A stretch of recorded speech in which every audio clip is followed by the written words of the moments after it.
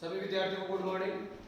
देखिए, पिछले वीडियो के अंदर हमने दैनिक जीवन में कुछ महत्वपूर्ण यौगिकों के बारे में देखा था, उनके निर्माण की विधि, उपयोग आदि के बारे में देखा था और कुछ साबुन मतलब कुछ पॉइंट या साबुन और अपमार्जक के बारे में थोड़ा सा देखा था। तो अब हम साबुन के बारे में एक बार पुनः मैं बताने जा रहा हूँ साबुन क्या है। तो साबुन एवं अपमार्जक के बारे में बात करेंगे। तो साबुन देखिए, साबुन उच्च वसीय अम्लों के साबुन है वो उच्च वसीय अम्लों के स्टेरिक, ओमेटिक एवं ओलिक अम्लों के सोडियम व पोटेशियम लवण होते हैं।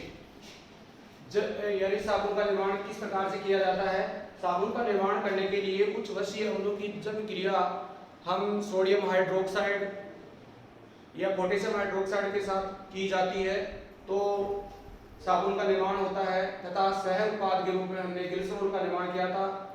साबुन के अंदर जो साबुन बनाते हैं उस साबुन में सह जो उत्पाद है वो ग्लिसरॉल प्राप्त होता है तथा साबुन प्राप्त होता है। उसका समीकरण हमने देख लिया था।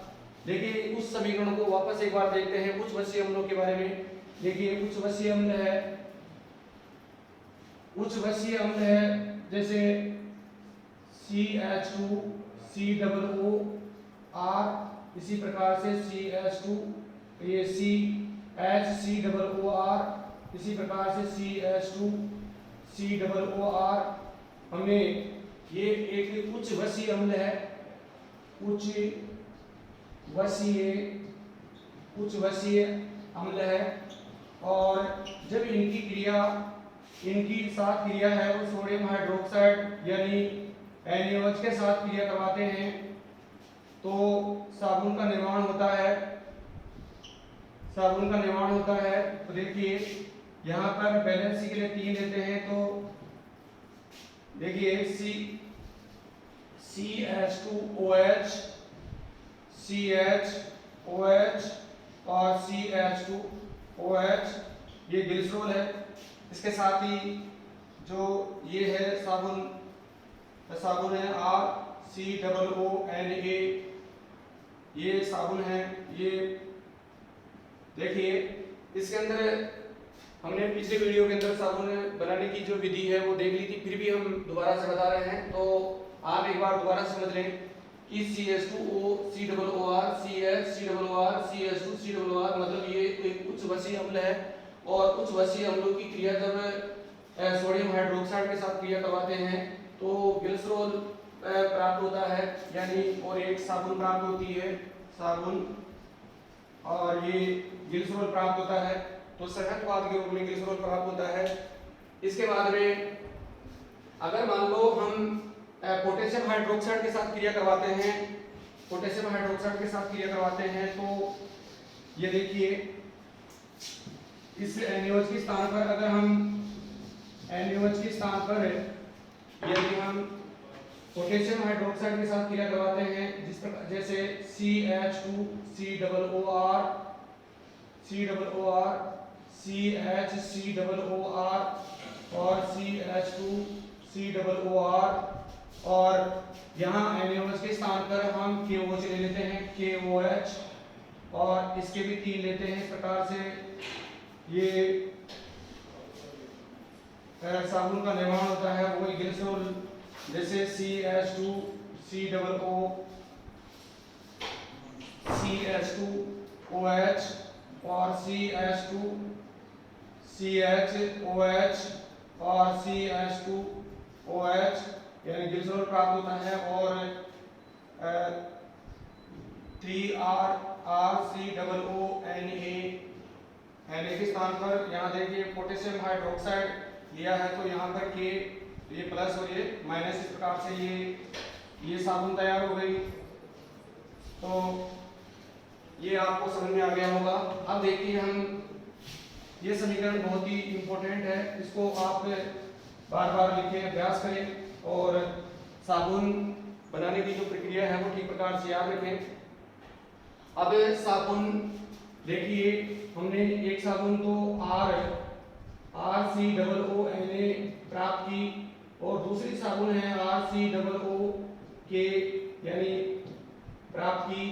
तो इसके अंदर ये जो साबुन है वो एलियोज के द्वारा बनाई गई है, यानी कुछ वशी अम्लों की क्रिया जब सोडियम हाइड्रोक्साइड के साथ क्रिया करवाते हैं तो ये साबुन तैयार होती है। जब हम कुछ वशी अम्लों की क्रिया जब हम पोटेशियम हाइड्रोक्साइड के साथ क्रिया करवाते हैं तो ये साबुन प्राप्त होती है। ये कपड़े धोने वाली साबुन का निर्माण होता है तथा ये वाली जो पोटेशियम हाइड्रोक्साइड के साथ जो ये मृदु साबुन होती है, ये मृदु साबुन होने की वजह से ये इससे शैम्पू, शेविंग आदि शेविंग जो साबुन होती है वो बनाने के काम में लेते हैं या काम में लेते हैं। इस वाले साबुन को इस वाले साबुन को कपड़ा धोने वाली साबुन का उपयोग या सब कपड़े धोने वाली साबुन होती है, जिसके अंदर शैम्पू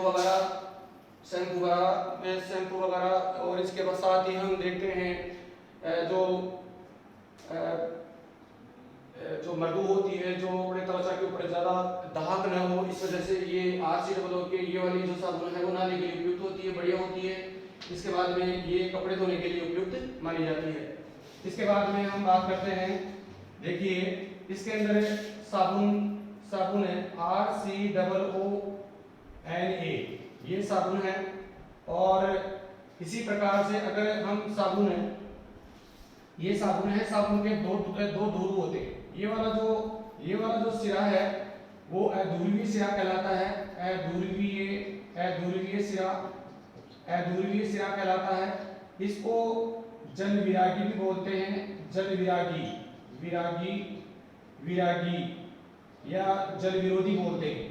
इसी प्रकार से ये वाला जो सिरा होता है, जो आयनिक सिरा होता है, उसे ध्रुवीय सिरा कहते हैं, ध्रुवीय सिरा इसे ध्रुवीय सिरा कहते हैं। इसे जल स्नेही सिरा भी कहा जाता है, जल स्नेही सिरा कहा जाता है। तो ये आर वाला जो सिरा होता है अध्रुवीय सिरा, जल विरागी, या इसको हाइड्रोकार्बन वाला सिरा या आर समूह भी बोलते हैं, आर समूह या इसको बोलते हैं हाइड्रोकार्बन वाला सिरा भी कहा जाता है।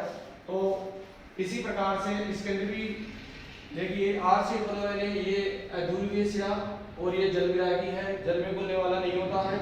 इसके बाद में आर समूह भी कहा जाता है। या इसके बाद में ये वाला जो सिरा होता है, ये वाला जो आयनिक सिरा होता है वो ध्रुवीय सिरा कहलाता है, जल स्नेही या जल रागी भी बोलते हैं, जल रागी सिरा भी कहा जाता है। तो यह हमारे को सभी को ये याद रखना है, जब मिश्रण निर्माण या साबुन से शोधन की जो प्रक्रिया है वो चलेगी, उसके अंदर अपने को काम ये आएंगे, तो ये आपको समझ में आ गया होगा। इसके बाद में हम बात करते हैं,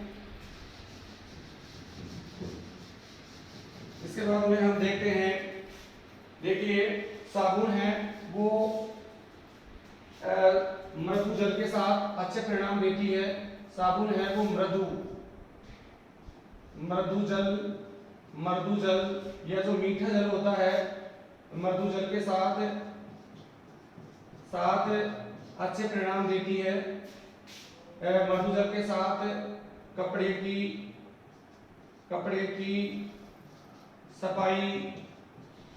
सफाई ठीक प्रकार से करती है, ठीक प्रकार से होती है।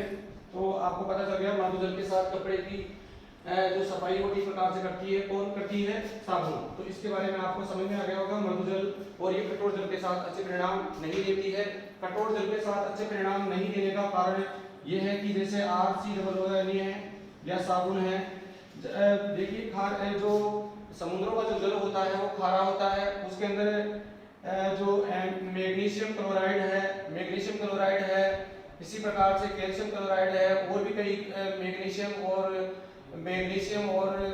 क्या बोलते हैं कैल्शियम के कार्बोनेट्स जो लवण होते हैं, जैसे MgCl2 CaCl2, ये जल में घुल जाते हैं और जल में घुल करके ये Mg+2 आयन देते हैं। इसी प्रकार से ये Ca+2 आयन देते हैं, और ये वाले जो यानी इस जो RCOOK है जो आयनिक सिरा है उसको तो क्या कर देते हैं, ये प्रतिस्थापित कर देते हैं, यानी इसको तो हटा देते हैं। इसके साथ ये जो मैग्नीशियम है, कैल्शियम है, वो मैग्नीशियम यानी मैग्नीशियम और कैल्शियम के लवण बना लेते हैं, और जिसके कारण ये जो जब ये मैग्नीशियम और कैल्शियम के जो लवण बन जाते हैं तो सब ये है जल में अघुलनशील होता है, और जब जल में अघुलनशील होता है तो एक अवक्षेप का निर्माण करता है। इस कारण कठोर जल के साथ जो साबुन है वो अच्छे परिणाम नहीं देता है।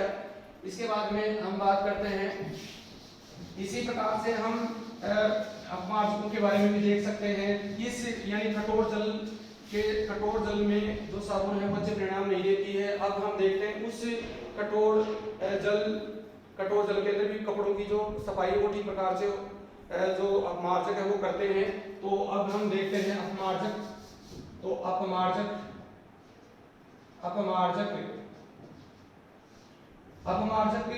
जिसको हम डिटर्जेंट कहते हैं। तो अपमार्जक क्या है? तो अपमार्जक देखिए, इसमें अपमार्जक जिस प्रकार से एक अपमार्जक का उदाहरण लें तो हम देखते हैं, जैसे सोडियम एल्कील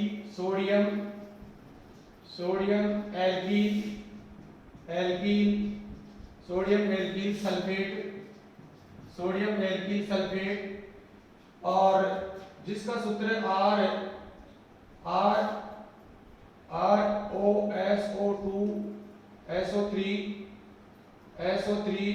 Na+ और ये माइनस। तो ये इसका एक जो अपमार्जक है सोडियम एल्कील सल्फेट। इसी प्रकार से दूसरा हम देखते हैं सोडियम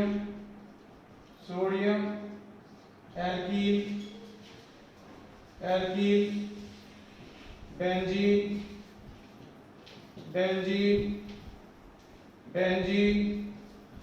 सल्फोनेट।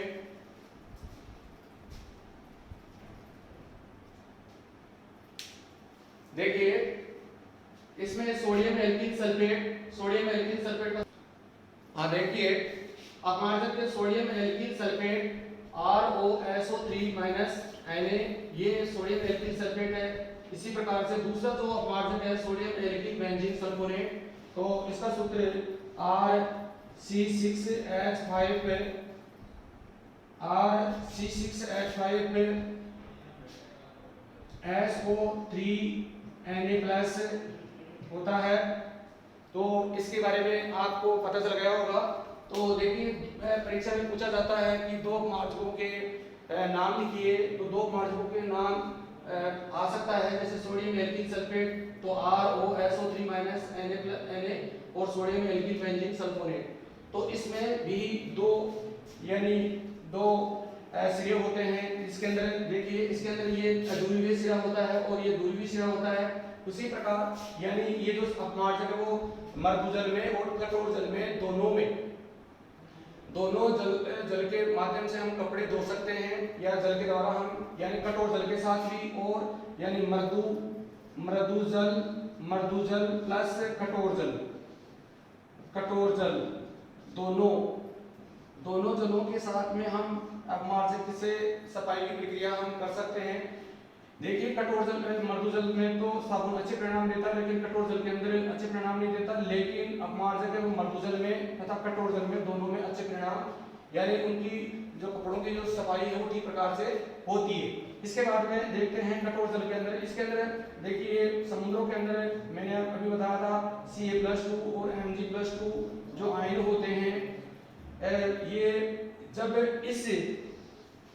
जब ये सोडियम एल्कील सल्फेट, जैसे ये ROSO3 Na है, तो ये Ca+2 और Mg+2 है, ये Na को प्रतिस्थापित कर देते हैं, Na को हटा देते हैं, प्रतिस्थापित करके ये कैल्शियम और मैग्नीशियम के सल्फोनेट बना लेते हैं, यानी कैल्शियम और मैग्नीशियम के सल्फोनेट बना लेते हैं, जो कि ये जल में विलयशील होते हैं यानी विलय होते हैं, और कठोर जल में भी ये सफाई की प्रक्रिया ठीक प्रकार से करते हैं, क्योंकि ये जब ये कैल्शियम और मैग्नीशियम के सल्फोनेट बना लेते हैं, ये जल में घुलनशील होते हैं। जल में घुलनशील होने की वजह से ये मतलब अवक्षेपित नहीं होते हैं, यानी अवक्षेप का निर्माण नहीं करते हैं। इस प्रकार से अपमार्जक वो साबुन से श्रेष्ठ होते हैं। तो ये आपको समझ में आ गया होगा। अब हम बात करते हैं आगे। अब देखिए हम किस प्रकार से एक जो अपमार्जक है, साबुन एवं अपमार्जक अब इन अपमार्जकों को हम साबुन में या जल में, यानी साबुन एवं अपमार्जक को जल में आयनित करवाएंगे। तो आयनित करवाने के लिए देखिए यहाँ पर साबुन लेते हैं, साबुन और अपमार्जक को दोनों को अलग अलग ले सकते हैं। जैसे एक साबुन है RCOONA, जब इसको जल में आयनित करवाते हैं तो ये RCOO- और Na आयनों के अंदर विभक्त हो जाता है। इसी प्रकार से जो मान लो हम अपमार्जक लेते हैं तो अपमार्जक का सूत्र एक बताया था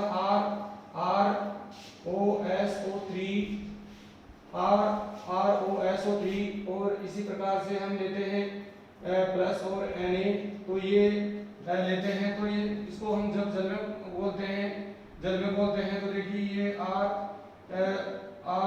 ROSO3 माइनस और Na का निर्माण करते हैं या आयनों में विभक्त हो जाते हैं।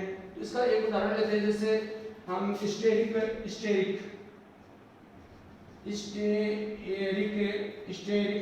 स्टेरिक अम्ल के बारे में बात करते हैं, या स्टेरिक अम्ल के बारे में बात करते हैं। जैसे स्टेरिक अम्ल कुछ वसीय अम्ल होता है, जैसे C17H35 COONA या COOH होता है। तो इसको जब जल में बोलते हैं तो ये C17H35 और COO मतलब COO माइनस आयनों के अंदर क्या हो जाता है, ये विभक्त हो जाता है। तो ऐसे ही जैसे ये स्टेरिक हो गया, स्टेरिक अगर हम स्टेरिक इस्तेमाल में जैसे Na, और इसी प्रकार से ये Na ये अलग हो जाता है। तो ये आपको समझ में आ गया होगा। इसको हमने एक स्टेरिक, इसी प्रकार से पोमेटिक अम्ल है। पोमेटिक अम्ल जैसे C15H31 COONA, इसी प्रकार से हम बात करते हैं स्टेरिक हो गया, पोमेटिक हो गया। ओलिक अम्ल भी जैसे C17H33 COONA, इसको जब हम जल में घोलेंगे तो जल में घोलने के बाद में ये इस प्रकार से ये आयनित हो जाएंगी। तो आयनित आपको जल में किस प्रकार से ये, यानी साबुन और अपमार्जक किस प्रकार से आयनित होते हैं और आपको समझ में आ गया होगा। अब इसके बाद में हम बात करते हैं, जैसे साबुन और अपमार्जक के अंदर हम ये देख लिया। इसके बाद में साबुन यानी मिसेल, हम बात करते हैं मिसेल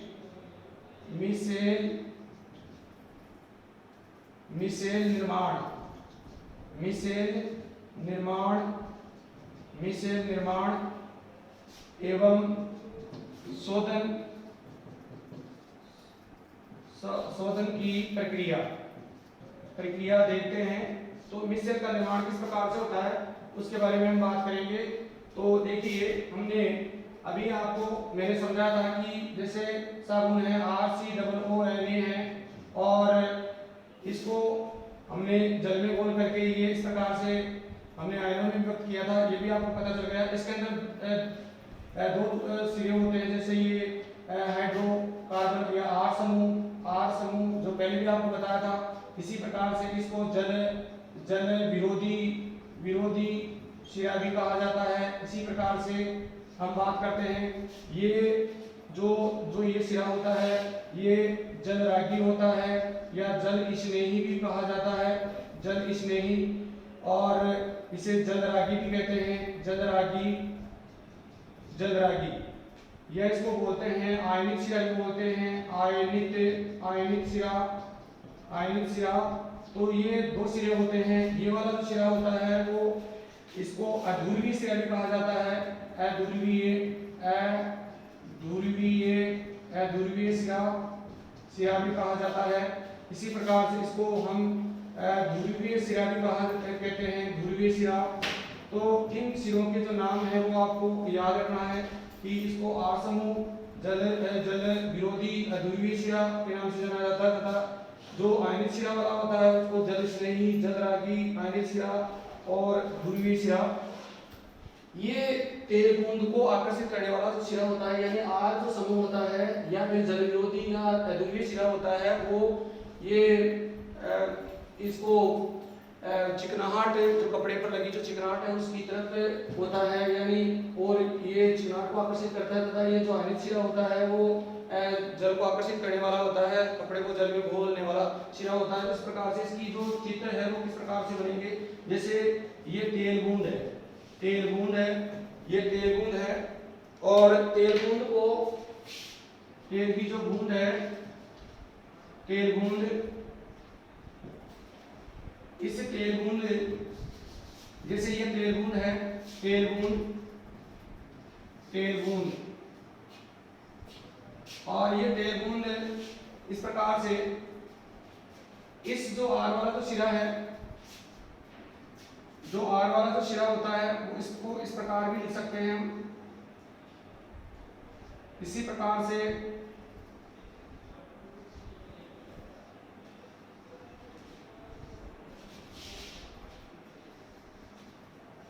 ये आपको समझ में आ रहा होगा।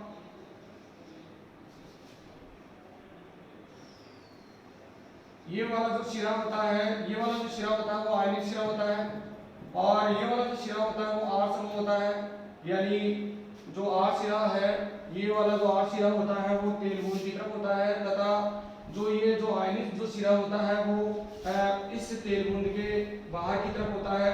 तो आपको ये समझ में आ रहा होगा। इसी प्रकार से ये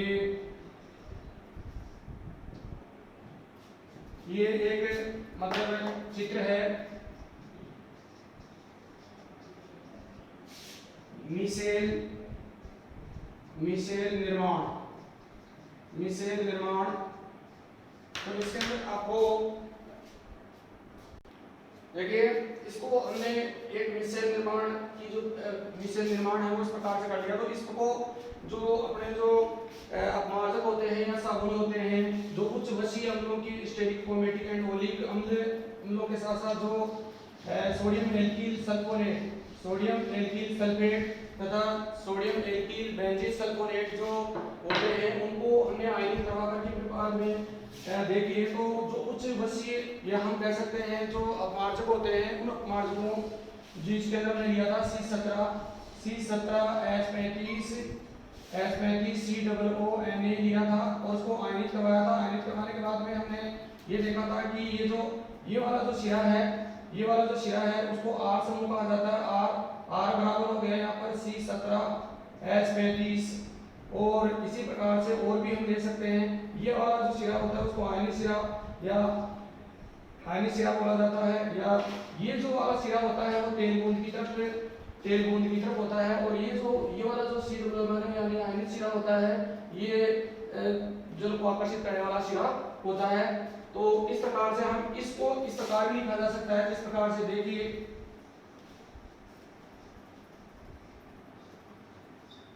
तो इसमें देखिए ये वाला जो सिरा है उसको आर समूह कहा जाता है। आर समूह या आर वाला सिरा, या इसको अध्रुवीय सिरा भी कहा जाता है, अध्रुवीय सिरा। और ये वाला जो सिरा होता है वो आयनिक सिरा होता है, इसको ध्रुवीय सिरा कहा जाता है, ध्रुवीय सिरा कहा जाता है। तो आपको ये पता चल गया होगा। तो देखिए इसके अंदर इस विशेष जो संरचना है उसके अंदर आप देखिए, जो ये इधर वाला जो सिरा है वो तेल बूंद, या आर वाला जो सिरा वो तेल बूंद की तरफ होता है, तथा जो आयनिक सिरा होता है वो तेल बूंद के या हम कह सकते हैं बाहर की तरफ होता है। और इसको इस प्रकार भी लिखा जा सकता है, जैसे तेल बूंद है, तेल बूंद, तेल की जो बूंद है, तेल बूंद है, इसको इस प्रकार भी लिखा जा सकता है, जैसे RCOONA।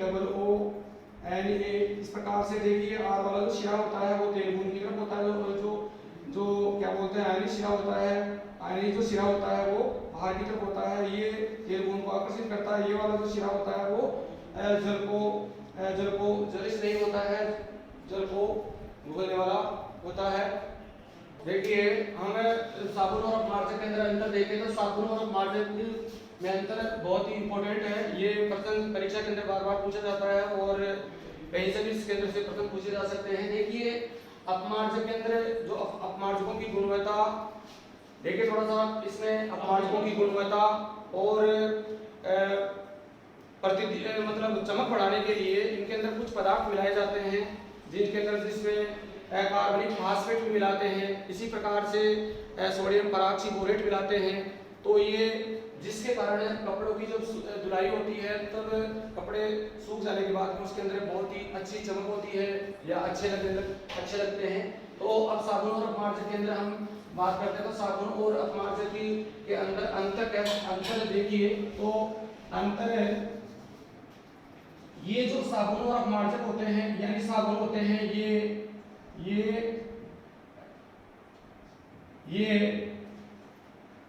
परबल क्षार और दुर्बल अम्लों से बने होते हैं। ये देखिए ये किससे बने होते हैं आपको पता चल गया होगा, साबुन यानी किससे, ये दुर्बल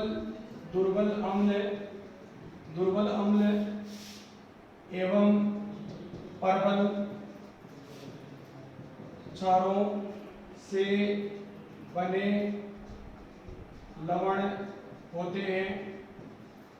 इसके बाद में ये है परबल, जो अपमार्जक है वो परबल अम्ल एवं परबल क्षारों की क्रिया द्वारा बने होते हैं। तो ये आपको पता चल गया दुर्बल अम्ल और परबल क्षारों से बने होते हैं।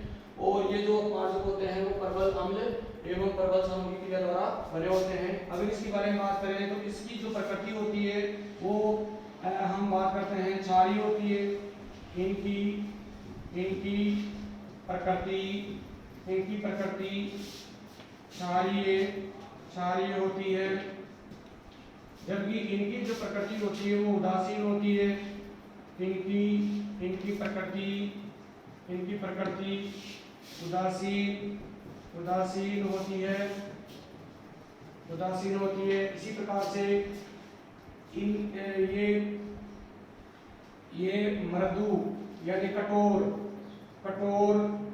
जल में कपड़े की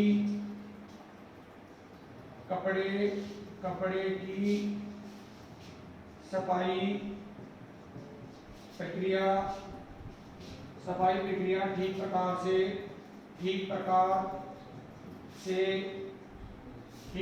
से नहीं करते हैं। अर्थात ये अवक्षेपित हो जाते हैं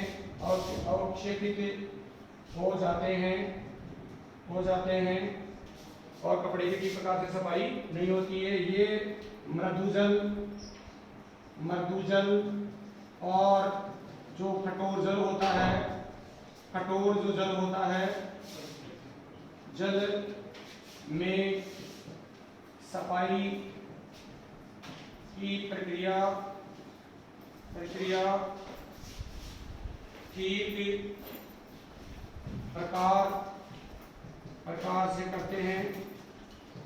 ठीक प्रकार से करते हैं। अर्थात ये अवक्षेपित नहीं होते हैं। इसी प्रकार से और भी हैं, जैसे ऊनी कपड़े और सिल्क आदि से बने कपड़े साबुन से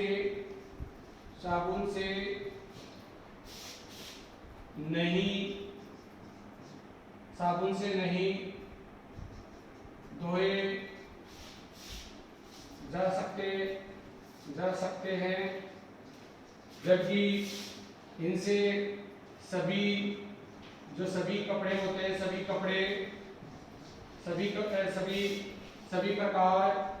प्रकार के कपड़े की सफाई सभी प्रकार के कपड़े की सफाई की जा सकती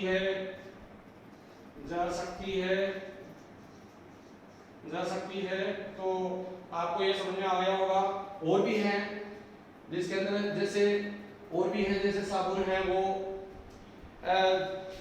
जीवाणु द्वारा जल्दी अपघटित होकर के वातावरण को प्रदूषित नहीं करते हैं, जबकि ये जो अपमार्जक है वो वातावरण को लंबे समय तक, अगर लंबी चेन वाले होते हैं, लंबी श्रृंखला वाले होते हैं, लंबी हाइड्रोकार्बन वाले जो यौगिक होते हैं या अपमार्जक होते हैं, वो मृदा को या जल प्रदूषण ज़्यादा अधिक मात्रा में करते हैं, तो इनकी समस्या बनी रहती है। तो ये जल प्रदूषण नहीं करते हैं, जबकि ये जल प्रदूषण कर सकते हैं। तो इसके बाद में हम ये जो लेसन है वो कंप्लीट हो चुका है, और इसके जो प्रश्न उत्तर हैं वो आपको ठीक प्रकार से याद करने हैं। और कोई मान लो इसके बीच में जो भी चित्र आए हैं, उन चित्रों को बार बार आप बना करके अभ्यास करेंगे, और हम अगले वीडियो के अंदर देखते हैं कुछ प्रश्नों के बारे में। तो थैंक यू।